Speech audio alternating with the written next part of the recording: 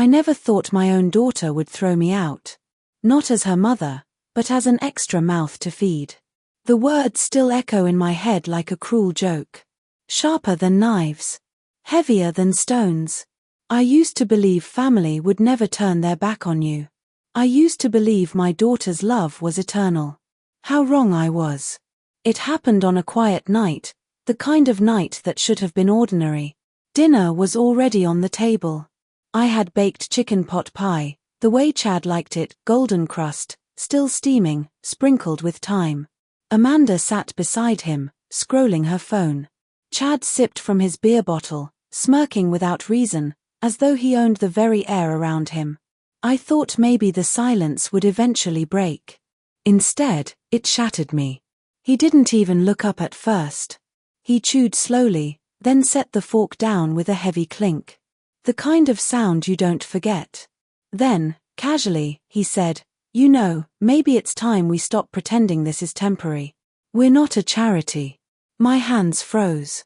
The room tilted slightly, the way it does when bad news hits before your body can catch up. I stared at him, confused, my lips already trembling. "What do you mean?" I whispered. Chad leaned back in his chair, one eyebrow raised, mouth curled into a smirk that made my blood run cold. "I mean," he continued, "how long is this supposed to go on? You're not working. You don't contribute. We've got bills. We didn't sign up for extra mouths to feed." Extra mouth. That was me. Not his mother-in-law. Not Amanda's mother. Not a woman who had held her daughter through fevers and scraped knees, who had skipped meals just so her little girl could eat. No. In that moment, to him, I was nothing more than a burden. My breath caught in my throat. I looked at Amanda. My last hope. The girl I had poured my life into. "Tell me this isn't true," my eyes screamed at her. But Amanda, she didn't meet my gaze. Her thumbs kept tapping on the phone, but her voice trembled when she spoke. "Maybe it's best, if you find something more stable. For everyone's sake." Everyone's sake. The words wrapped around me like chains. That was it. I wasn't family anymore. I was just weight. I didn't scream. I didn't even argue. Sometimes pain is so deep it robs you of sound. What could I say? That I gave them everything? That I buried my husband with my own trembling hands, and moved into their home with hope instead of pride? None of it mattered. I pushed back from the table. Chad had already gone back to his beer, Amanda to her screen. The betrayal wasn't loud. It was deafening in its silence. In my room, the smallest one at the back of the apartment, I pulled out 2 old suitcases. Not much to pack. A few clothes. Some photos. A small box of memories I couldn't part with. That was it. 58 years of life reduced to 2 bags. I folded each piece slowly, mechanically, as the sound of their laughter from the living room cut through me like glass. I didn't cry then. My eyes were dry, almost frozen. But my chest felt hollow, like someone had scraped me clean from the inside. When I carried the suitcases to the door, Amanda didn't come with me. Chad didn't look up. No goodbye. No mother embraced. Just me, standing at the threshold, heart shattered, dignity stripped away. And as the door shut behind me, I realized, for the first time in my life, I was utterly alone. The motel smelled of stale air and old cigarettes. Peeling wallpaper curled at the edges like forgotten secrets. The carpet sagged beneath my shoes, stained with decades of footsteps that had nowhere else to go. The hum of the vending machine outside my door became my lullaby. If you can call it that. The sheets were thin. The kind that never feel clean, no matter how many times they've been washed. The blanket was scratchy, but I wrapped it around me anyway, pretending it was comfort. Pretending it was home. On the night I arrived, I sat on the bed for hours, staring at the yellowed ceiling. The silence pressed against me like a weight. It wasn't peaceful silence. It was the kind that screams louder than words. The kind that reminds you no one is coming. No one will knock. No one will ask if you're all right. I thought about my husband. How he used to call from the kitchen late at night, asking if I wanted tea. I could almost hear his voice, until the room reminded me he was gone forever. Grief and betrayal twisted together into something I couldn't name. Something heavy. Something suffocating. The next morning, I found a charger at the front desk and recharged my phone. One message. Just one. Amanda. I understand. I love you always. I waited the entire day for a reply that never came. The following week, I tried again. A longer note. A memory of when she was little, when she'd beg me to braid her hair before school. No answer. On her birthday, I sent another. Just to tell her I was proud of her.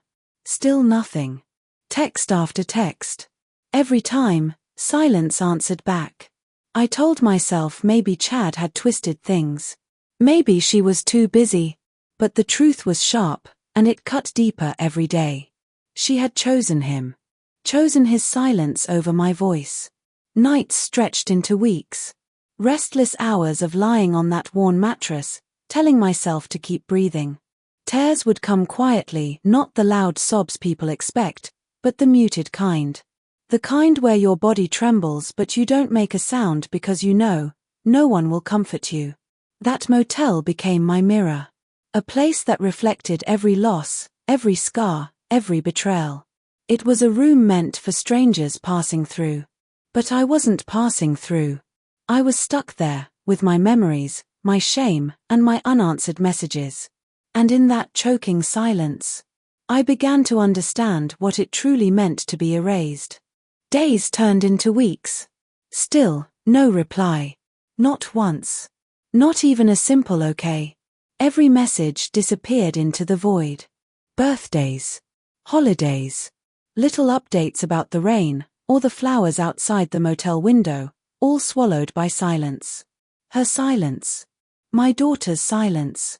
I began to wonder if silence itself was her answer. And if it was, then her answer was final. Each morning, I forced myself up. I told myself, try again. Maybe today, someone will see value in me. I filled out applications at grocery stores, diners, even front desks at small offices. But the words were always the same. Too much experience. Not the right fit. Polite ways of saying, too old, too tired, too broken. Once, I sat across from a young manager at a diner. He couldn't have been older than Amanda. He tapped my resume twice, then smiled that pitying smile. We're really looking for someone, younger, more energetic. I'd heard it before. I'd hear it again. Shame clung to me like a second skin. It wrapped around me every time I remembered the sacrifices I'd made. The nights I stayed awake while Amanda coughed through fevers. The mornings I left the last piece of bread on the table so she wouldn't go hungry. The hours I held her after nightmares, whispering promises, you will always be safe. You will always be loved. I gave her everything. And now, I wasn't worth a single reply. In my lowest hours, I'd close my eyes and see her small hand in mine. Her laughter echoing through our kitchen. Her pleading voice, one more story, Mommy, please. That child lived inside my memory, eternal, untouched.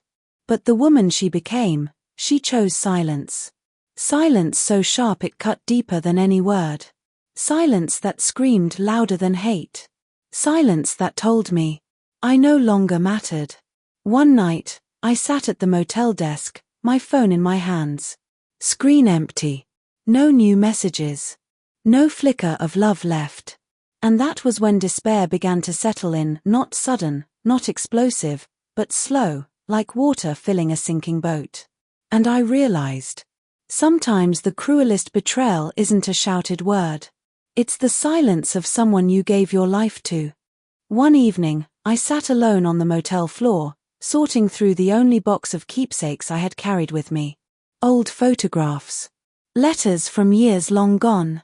A few small trinkets my husband and I once cherished. At the very bottom, beneath folded papers yellow with time, I found something I hadn't seen in decades. A small leather-bound diary. My mother's diary.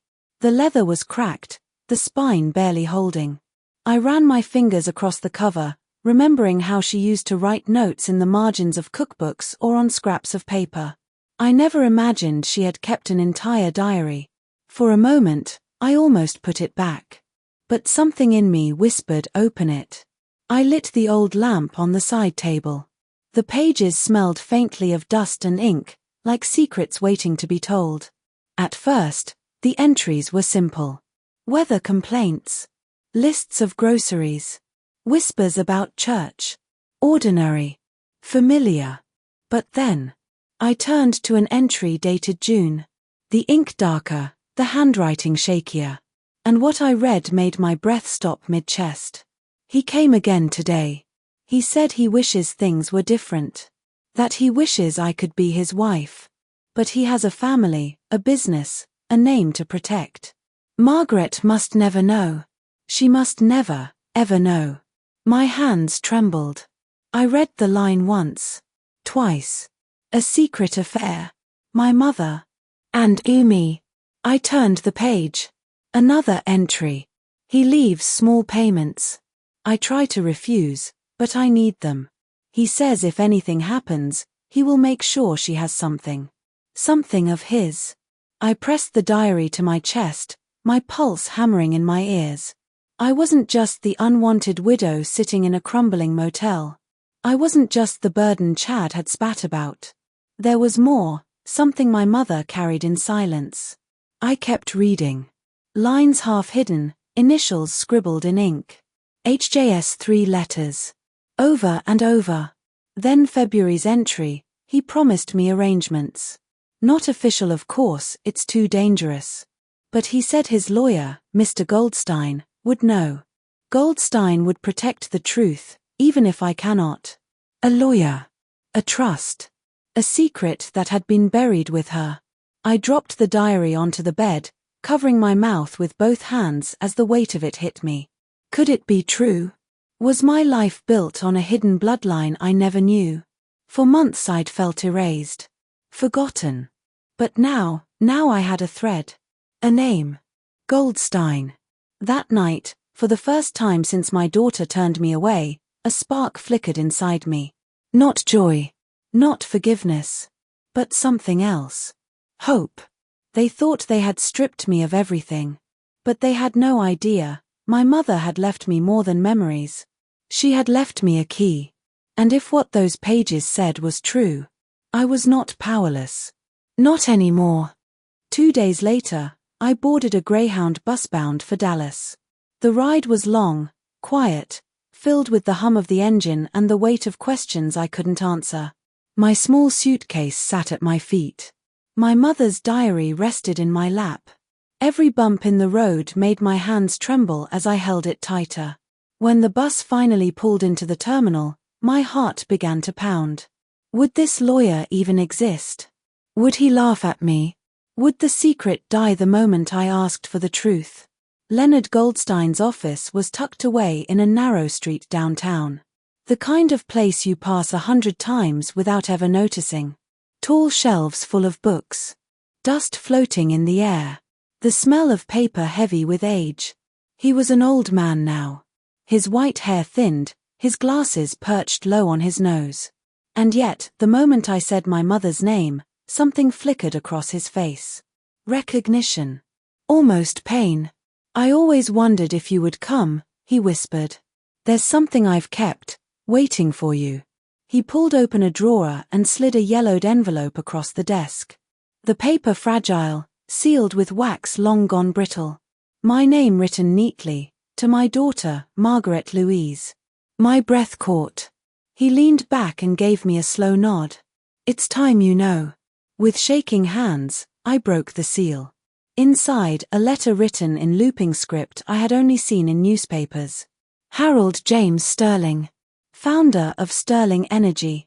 A man of power. A man I had thought belonged to another family, another world. But with each line, the walls of my life began to shift. He admitted the affair. The regret. The cowardice. And then, the promise. In the event of my death, I have ensured that a portion of my personal assets, discreetly arranged, shall always belong to you. Though I could not claim you in life, I claim you now in death. My eyes blurred with tears. I could barely see the last words.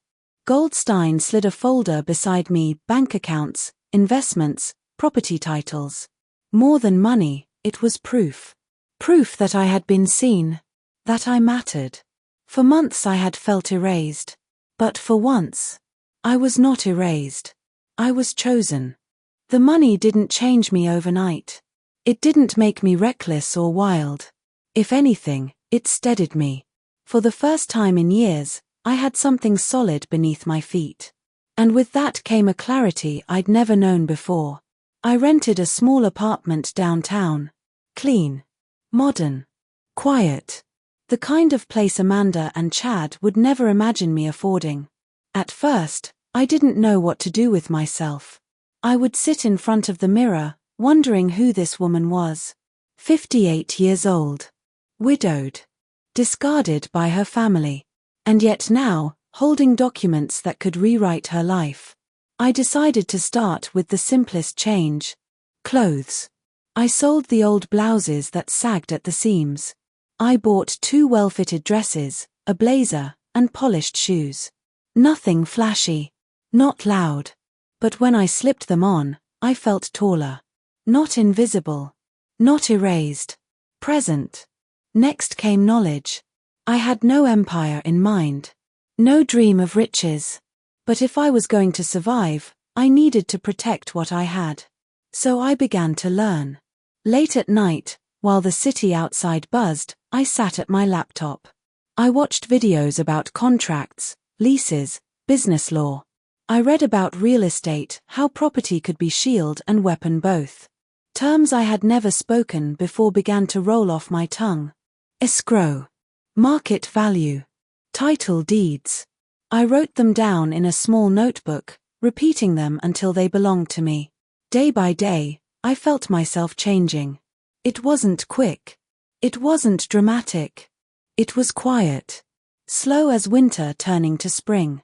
I was no longer the woman begging for scraps at her daughter's table. I moved differently now. My steps carried weight. My voice, even in silence, carried power.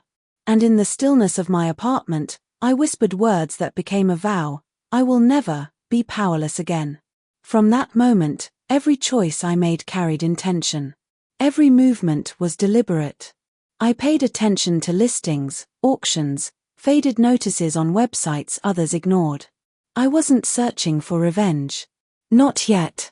But the idea grew silently, like a seed between cracks in stone. They had thrown me out with nothing. But when life handed me this chance, I knew I would rise. And I would rise in a way they would never forget. One night, as I scrolled through property listings, I stumbled on it. A building in East Austin. A little worn. A little tired. But still standing. My pulse quickened as I read the address. It was their building. The place where Chad had sneered across the dinner table. The place Amanda had lowered her eyes, silent. The place they accused me of being an extra mouth to feed. The listing was buried under distressed properties. Defaulted taxes. Owner folding under debt. Auction in 2 weeks. For a long moment, I couldn't move. I stared at the screen as if the words would vanish. Could it really be? Could the very same roof they had thrown me from now belong to me? My hands trembled as I reached for my notebook. I wrote one word across the page: opportunity. The next morning, I made calls. Mr. Goldstein guided me gently. Anonymity was key. We built an LLC, a faceless shell. ML Holdings. Margaret Louise. My name, but hidden in plain sight.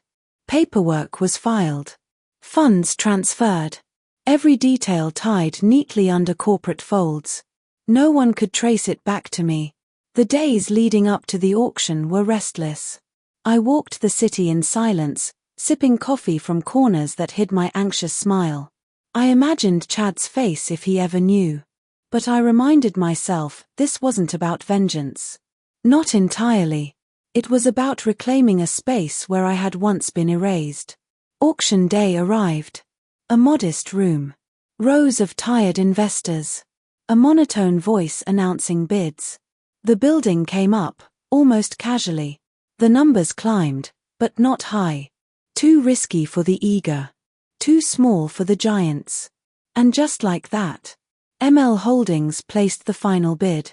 And just like that, I won. There was no applause. No explosion of victory. Just the soft shuffle of papers passing hands. A whisper of pens on documents. And then the surreal weight of a deed in my possession. I left that hall with steady steps. The world looked the same. The streets still buzzed. The sky hadn't split open. But inside me, something shifted forever. I now owned the building. Their building. The walls that had once rejected me now bore my silent signature. When I sat at my desk that night, the deed spread before me, my hand shook as I traced my name hidden under those corporate letters. And out loud, in the stillness of my apartment, I whispered, "Let's see how Chad likes paying rent," to an extra mouth he couldn't feed. They didn't know. Amanda didn't know. Chad didn't know. But soon, they would feel it. The irony. The justice. The quiet power of a mother they had tossed aside. I didn't need to scream. I didn't need to pound fists. All I had to do was wait. The ink on the deed was barely dry when I called the property manager.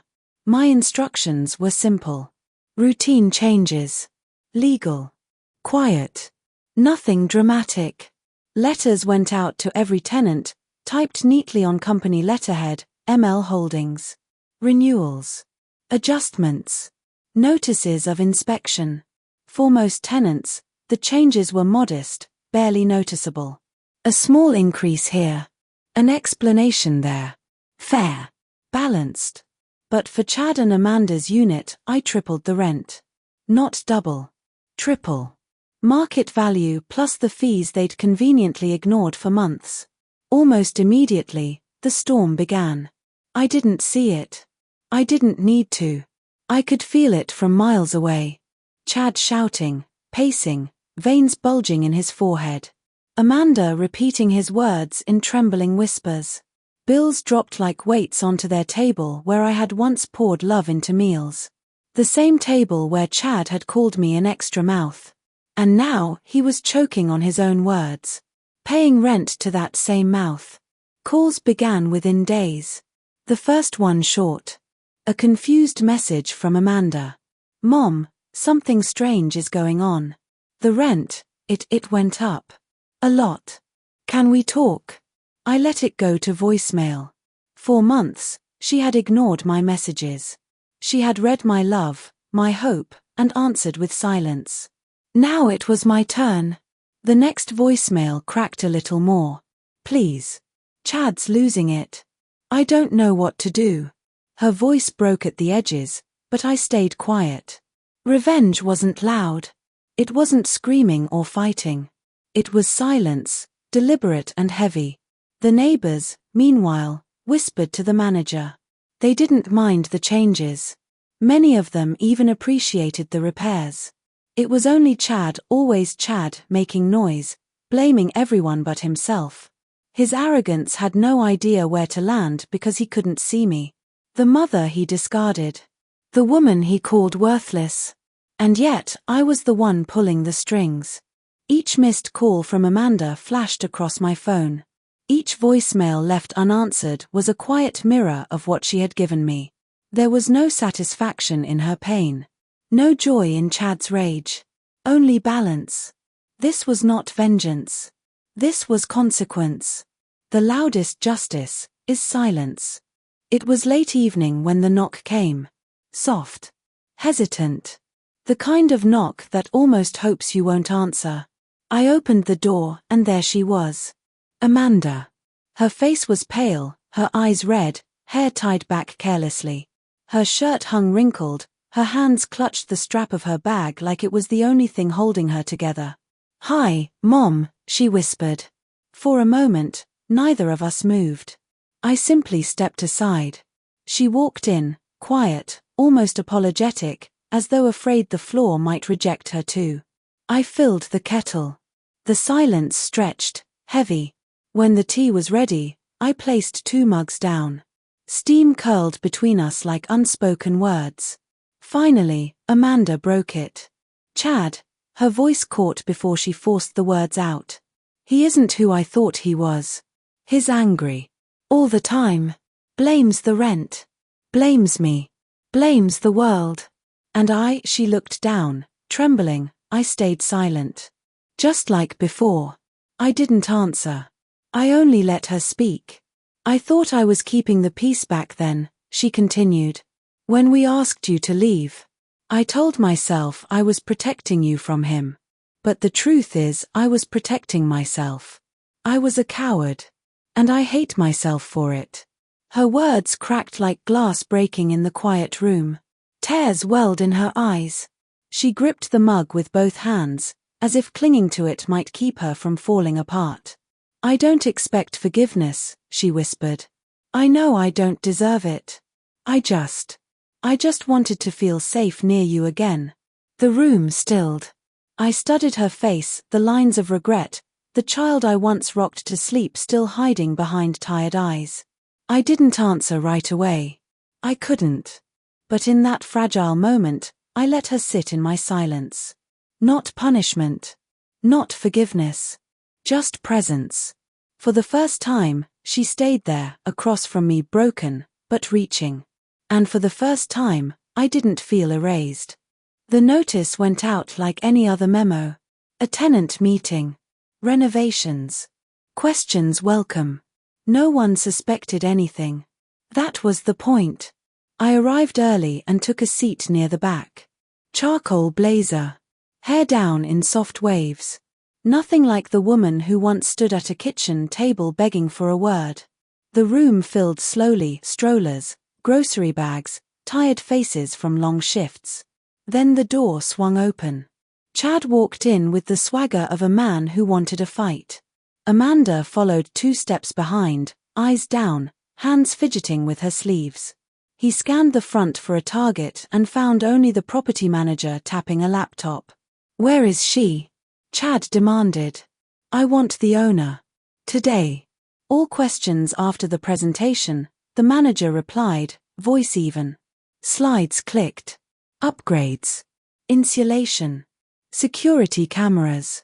Landscaping. I watched tenants nod as the list grew, things they needed, things already paid for. Then the manager paused. "Before we close, we'd like to thank ML Holdings for funding the work. The owner is present and available for questions." Chairs creaked. Heads turned. I stood. My steps were steady. My palms were not. I moved to the front and faced the room. "Good evening," I said. "My name is Margaret. I own this building." Silence fell like a dropped curtain. A few gasps. One whispered, "Oh." Amanda's mouth parted. Chad stared as if the floor had vanished. "You," he spat. "This is a joke." "No," I said gently. "Just business." He took a step closer, hands in fists. "You raised our rent. You did this." "I treated every tenant equally," I answered, keeping my eyes level. "I repaired what needed repairs. I followed the law. What I didn't do," I let the words settle, "was forget." He glared, jaw tight, but the room had shifted. Tenants began to approach, not him, me. One asked about the timeline. Another thanked me for the lighting in the stairwell. A woman nodded at the security camera slide and said, "About time." Chad tried to speak over them. The manager lifted a hand.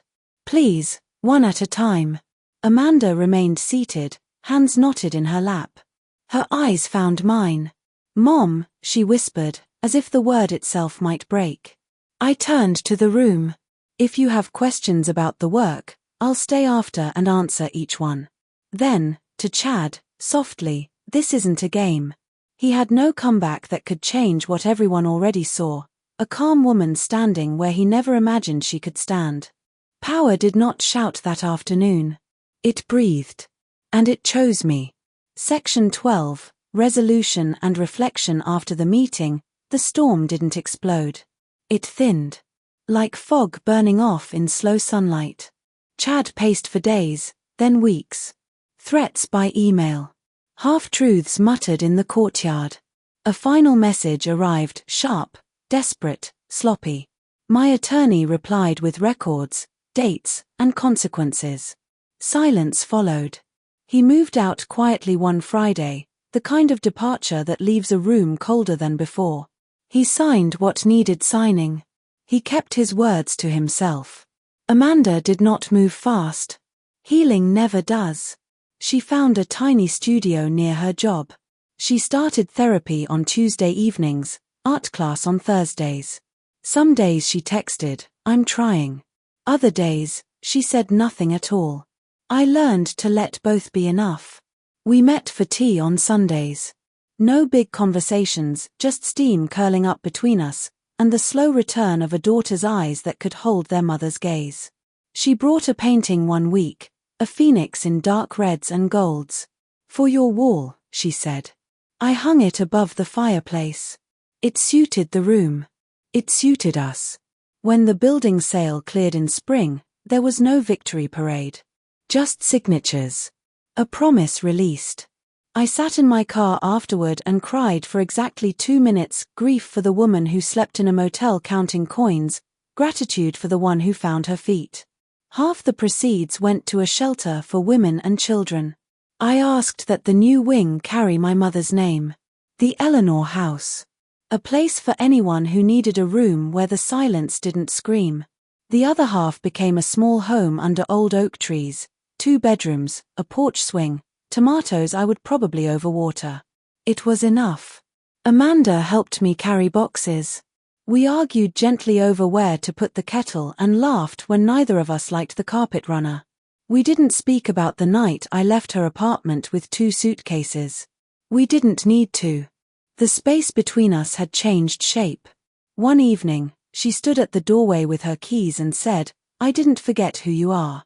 I just stopped looking." I touched her cheek. "Then look," I said. She did. Later, alone on the porch, I opened my mother's diary and slipped in a note for Amanda to find one day. You do not need their permission to be enough. The street was quiet. A breeze moved the leaves. I held a cup of tea in both hands and listened to the kind of silence that heals. They tried to silence me. But silence became my strength. I was not erased. I was always here. Chad did not explode, he unraveled. After the meeting he prowled the corridors, spitting threats into phones, firing off emails that hit walls made of dates, clauses, and signatures. My attorney answered each one with quiet proof. Within weeks his swagger thinned to a nervous shuffle. He packed a bag on a rainy Friday, left a note nobody needed to read, and vanished the way cowards do. No apology, no farewell, only a story he could no longer control. Amanda did not celebrate. She sat on the floor of their kitchen and cried into a dish towel. Then she stood up, changed the locks, and called a therapist whose number she had been hiding in her purse for months. Healing did not arrive like an ambulance, it came like morning light under a door, soft, patient, inch by inch. She moved to a tiny studio near work, bought second-hand plates, kept flowers in a jar, and wrote her name on a blank page. Some days she texted only, "I'm trying." Other days she sent nothing at all. I learned to let both be enough. We met for tea on Sundays. We did not perform forgiveness, we practiced presence. She told the truth in careful pieces, how silence had felt like safety, how fear had taught her to shrink. I listened. Sometimes I answered. Mostly, I let the room be big enough for both of us. She began an evening art class, painting a fierce red bird leaping from charcoal smoke. "It's not revenge," she said, handing it to me. "It's breath." I hung it above my fireplace and watched its wings lift the room. When the building sold in the spring, I wired half the proceeds to a shelter for women and children. They are building a new wing with my mother's name on the door, the Eleanor House. A room for any woman who needs silence that heals instead of harms. The rest bought a small home beneath old oaks, with a porch swing that remembers wind. Amanda helped me carry boxes. We argued about where to put the kettle, then laughed at ourselves and made toast. One night we ate on the steps and passed the plate back and forth like a secret. The street hummed. A dog barked. Somewhere a child squealed and was gathered up by gentle hands. Amanda leaned her shoulder against mine. "I want to remember you like this," she said, "not the day I forgot." I squeezed her hand. "Then remember," I said. We sat there until the stars arrived like patient witnesses. I keep my mother's diary on the table. Inside it waits a note for Amanda to find when the day is right. Until then, I live quietly, finally on my own terms, holding the strength